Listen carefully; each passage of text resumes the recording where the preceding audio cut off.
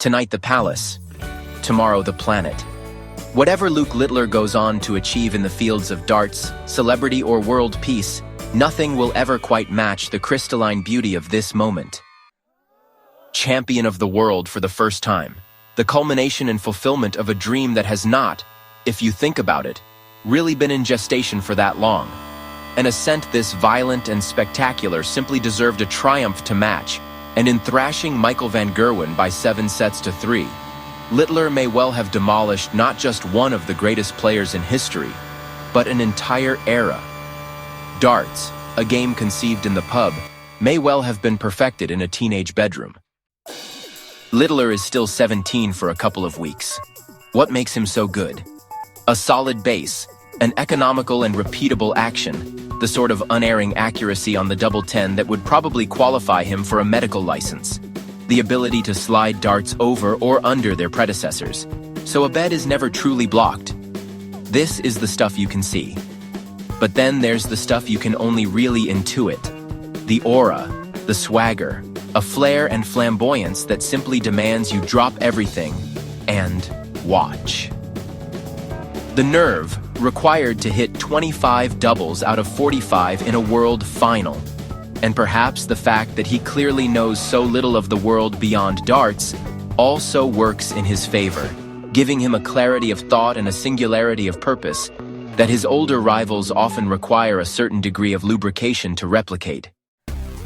The world will be rattling his windows soon enough, digging for gossip, making demands of his time, mining his name for clicks. This is simply the price you pay for primetime genius.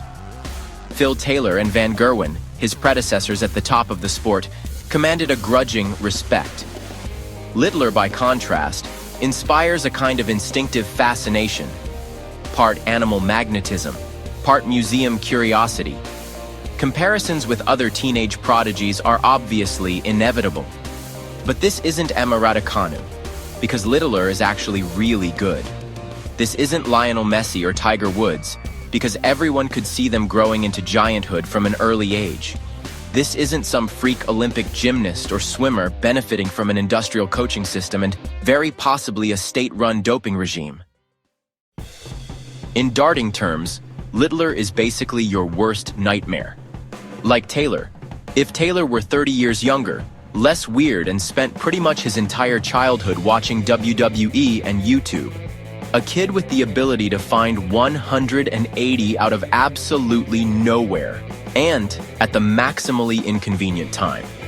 The ability to expand the board for himself and shrink it for his opponent, forcing them to hit 12 dart legs simply to tread water.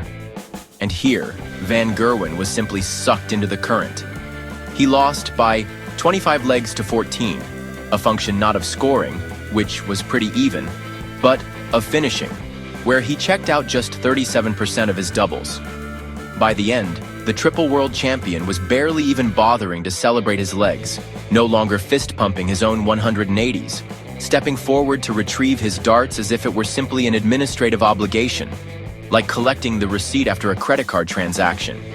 And for those of you who weren't following this sport back then, a few years ago this guy was basically unbeatable. He scored heaviest, finished the deadliest, celebrated the loudest. In 2016-17, he won 9 of the 10 major titles and reached the final in the other. And the hubris is still there. But for all his fine displays at this tournament, the high performance is not. We got a taste of this less than a minute into the match, when Van Gerwen flamboyantly threw a 180 to leave himself 25. It was a calculated trade-off, rejecting the percentage setup, treble 19 to leave double 14, in favor of the dopamine hit of the maximum.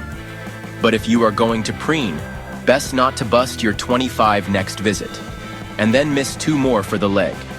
Littler broke, served out the set, and despite starting pretty poorly by his standards, he was away. By the 4th set, Littler had lodged himself firmly and rent-free in between the Dutchman's ears. Van Gerwen was going for the sort of weird numbers, treble 20 on 74, refusing the 18 on 128, that betrayed an utter befuddlement, an attempt to shift the vibes out of a sheer inability to shift anything else. Littler, meanwhile, was still averaging under 100. He had hit fewer 180s. He was also 4-0 up. Overcoming greatness is hard enough in its own right. It's harder when you give greatness a 4-set head start. There were some fleeting glimpses of defiance. A 132 finish by Van Gerwen to pinch the 5th set, snuffed out immediately in the following set by Littler, who began all 3 of his winning legs with 180s.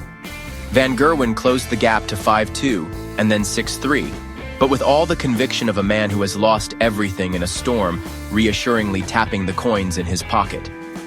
The end was soon in coming, and so were the tears. For all his laser-guided brilliance at the board, this is still a kid, with kid feelings, for whom this is his entire world.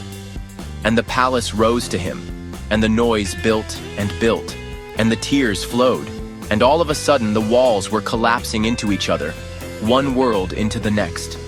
The end of all that, and the start of everything else.